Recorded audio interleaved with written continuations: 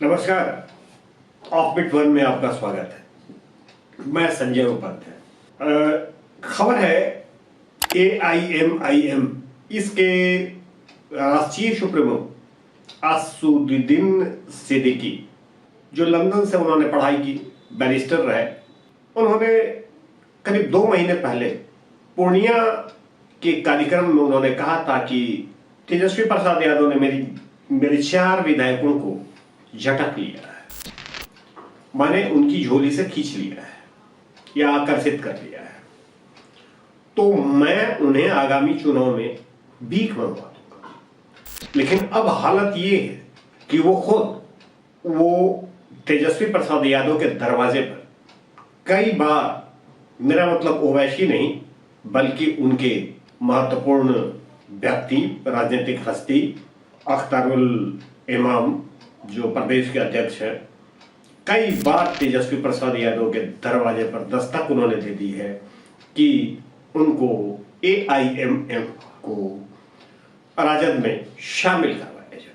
अभी हाल में, मेरा मतलब कुछ ही दिनों पहले, 2 दिनों पहले की शायद बात है, ढोल नगाड़े के साथ वो तेजस्वी प्रसाद यादव के दरवाजे पर पहुंचे, उनके आवास पर, सरकारी आवास पर, और ढोल नगाड़े के साथ उन्होंने कहा कि तेजस्वी जी कान खोलिए, ढोल सुनिए, नगाड़ा सुनिए और AIMM की बात को समझने की कोशिश। ये अपने आप में बड़ा मिस्ट्री सा लग रहा है, बड़ा रहस्य सा लग रहा है, क्योंकि पिछले चुनाव में सीमांचल में जो 5 सीटें उन्होंने लाई वो अपने बूते लाई, अपने दम पर लाई।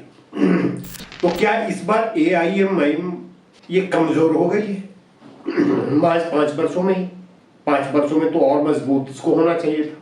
बहरहाल प्रेक्षक ऐसा कह रहा है कि इस पर टैग है, मेरा मतलब ओवैसी पर टैग है, AIMIM पर टैग है कि ये भारतीय जनता पार्टी की बी टीम है। तो बी टीम के टैग को ये अपने से हटाना चाहती है और यही कारण है कि ये राष्ट्रीय जनता दल, जो भारतीय जनता पार्टी के धूर विरोधी क्षेत्रीय दल है, उसके साथ मिलकर चुनाव लड़ना चाहती है। या तो यह पार्टी वहां अपने सर्वेक्षण और मूल्यांकन में खुद को कमजोर महसूस कर रही है, या फिर ये टैग को हटाना चाहती है। तो आप समझ गए होंगे मेरा मतलब कहने का आशय क्या है। यही सीमांचल जिस पर लगातार कांग्रेस का भी प्रहार है, राजद का भी प्रहार है और AIMIM का भी प्रहार है।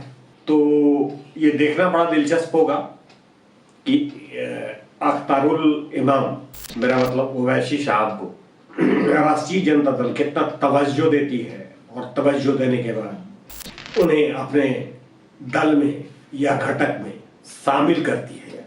बहरहाल तब तक के लिए मैं इजाजत चाहूंगा आपसे।